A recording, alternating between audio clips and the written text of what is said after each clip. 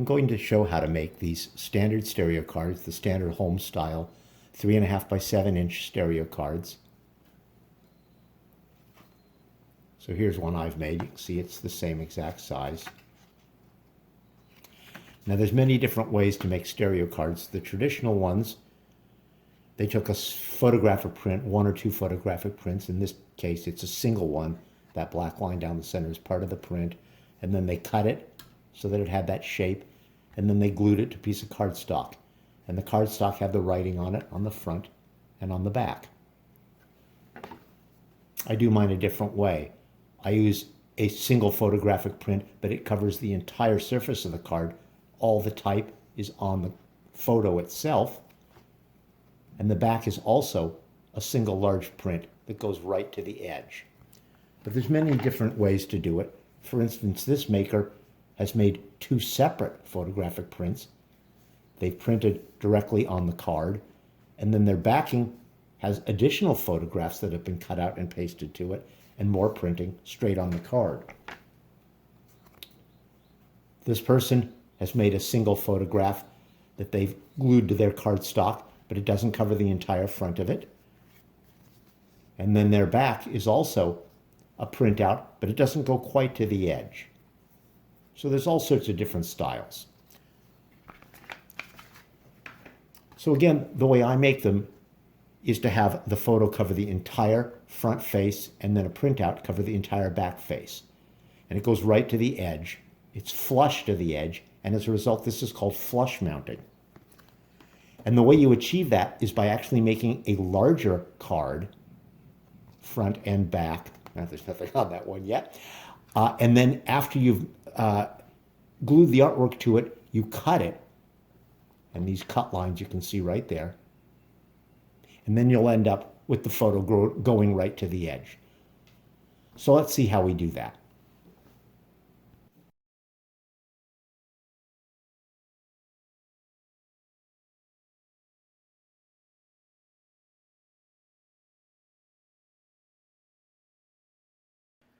I start out by creating stereo card artwork that is 4 by 8 inches in size. I'm doing it here in Illustrator, but you could do it in Stereo Photo Maker or Photoshop or many other programs. So my artwork is 4 by 8 inches in size, but my final card is going to be smaller. It's going to be what you see within this yellow rectangle, 3.5 by 7 inches, the standard stereo card format. Now I save out that 4 by 8 inch artwork, and actually I gang 3 of them together into a single 8 by 12 inch sheet because the photo printer I use prints 8 by 12s as a standard size. So I print them 3 up like this, and then you'll see later that I'm going to cut those down into individual pieces. I also create the artwork for the backs of the cards in Illustrator, but in this case I'm printing them on my printer here at home on 8.5 by 11 paper. So I can only fit 2 4 by 8 or a single 8 by 8 inch piece of artwork onto that, and I do it like this. Then I have the photos printed commercially, and I print out the back artwork right on my own laser printer at home. When I create the artwork for the back of my card, I purposefully leave a broad safety zone blank border around the edges. And that's what you're seeing indicated here in the light lavender. The dark lavender is the area completely outside of where I'm going to print. I do that on purpose because it's going to allow me to have a little bit of tolerance for positioning that artwork when I physically put the card together. And I'll explain more about that in detail later. But this shows you that when I'm creating the card artwork, I just have this little guide that indicates for me to stay out of that safety zone as much as possible.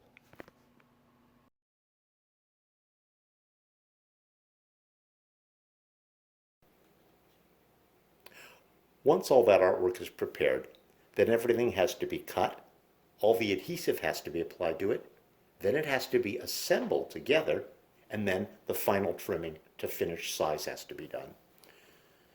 I use this kind of a mat board. It's actually called comic book backing board, or in this case, it's sheet music board. And I get this kind because It happens to be exactly the right size. It's 9 1/4 by 12 1/8 inches, and I want something that's 8 by 12 because that's how big my prints are. So all I have to do is make a couple of cuts in this to get it to exactly that size. So let's do that. It's only slightly larger than 12. So I'll cut it down to 12, and then I'll cut it to 8.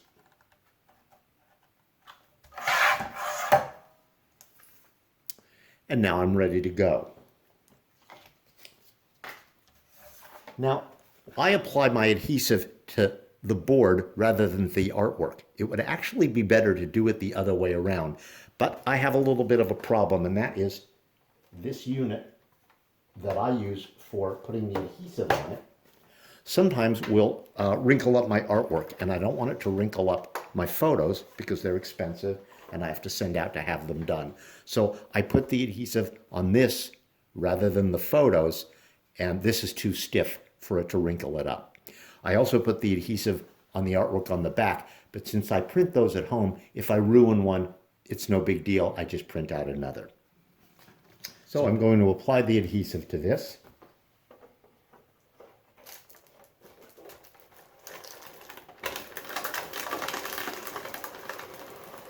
There it goes.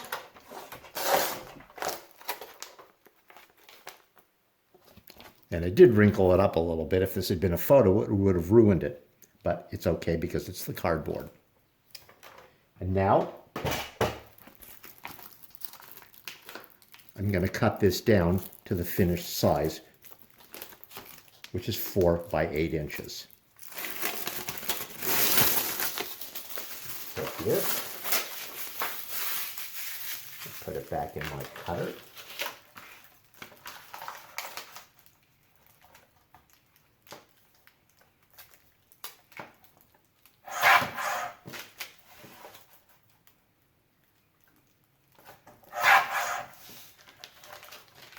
Okay, so these are 4 by 8. They've got the adhesive on one side. I'll put the print on that, and then I'll prepare the back.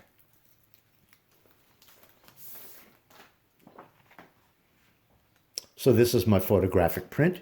It's 8 by 12.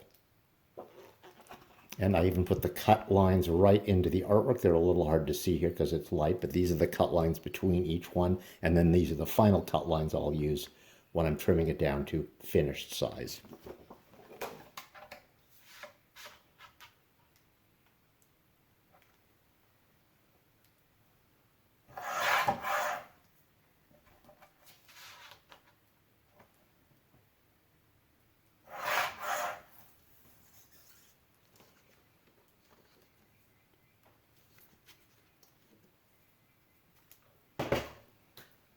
So now I'm going to put these onto the cards.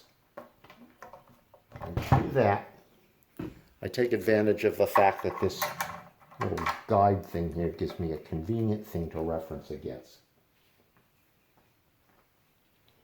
So I take a print, put it face down here.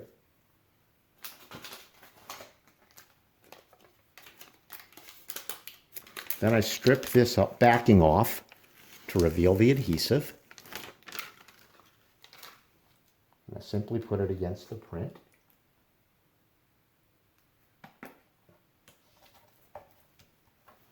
That's why I use this, because it gives me a nice surface, a nice edge to make sure I get everything lined up very nicely. And it looks like I did a fairly decent job.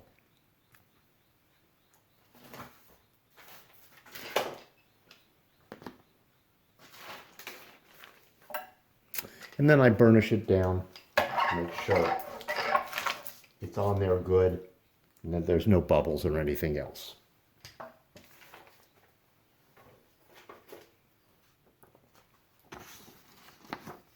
Here's what the artwork for the back looks like when it's printed out. It's printed out on the American standard 8.5 by 11 paper, but what I want is an 8 by 8, which will become 2 4 by 4 pieces of artwork, and I've already got all the trim lines on it. So the first thing I'm going to do is trim it down to 8 by 8, and then I'll apply the adhesive.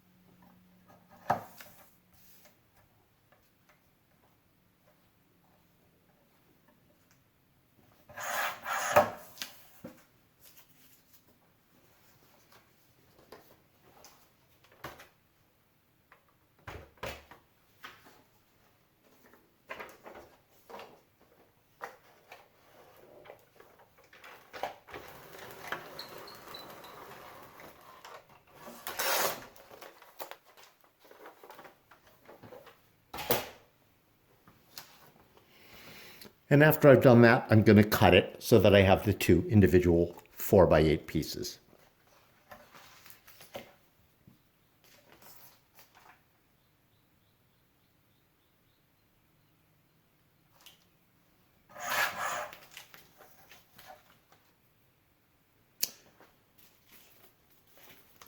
Okay, next I'm going to apply the back artwork, which now has adhesive on it, to the card that has the print on the front. So here we go. I'm taking that apart. I'm putting it down here the way I did before, up against these two edges.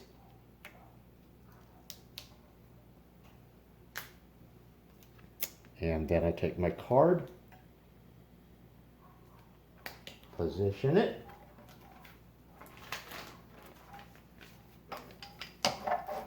push it down, and I've got the card artwork on the front, and I've got the back artwork on the back, and the next step is going to be to trim it. Now, it's important to note this is why I leave a little bit of blank area around the margins. When I trim it, I'm going to trim to these guidelines here so that the front artwork will always be trimmed properly because I use the guidelines. But let's say I didn't position this very accurately because there's always some tolerances when you cut things and when you position them. Look on this one, I've got this print, didn't quite make it to the bottom. So by leaving myself a little blank space around the back, it means that even if it gets shifted up or down a little bit with respect to the back, that when I do the final trim, it won't be cut off. So it's just a little safety margin that allows me to shift things up, down, left, right, and not have to worry that they'll be cut off.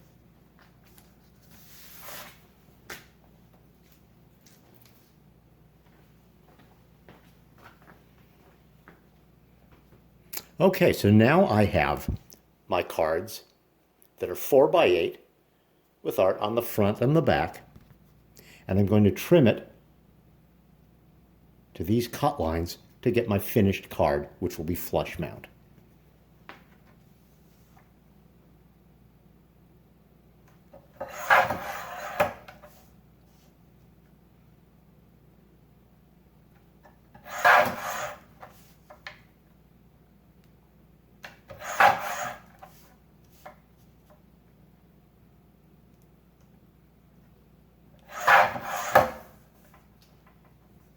So now I have a finished card with artwork on the front and the back.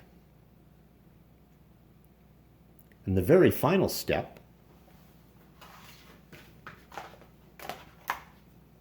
is to take my corner rounder and round the corners.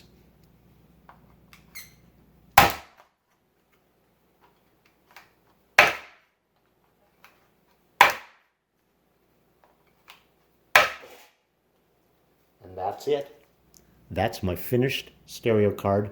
Corners rounded, flush mount artwork. Looks very clean right to the edge.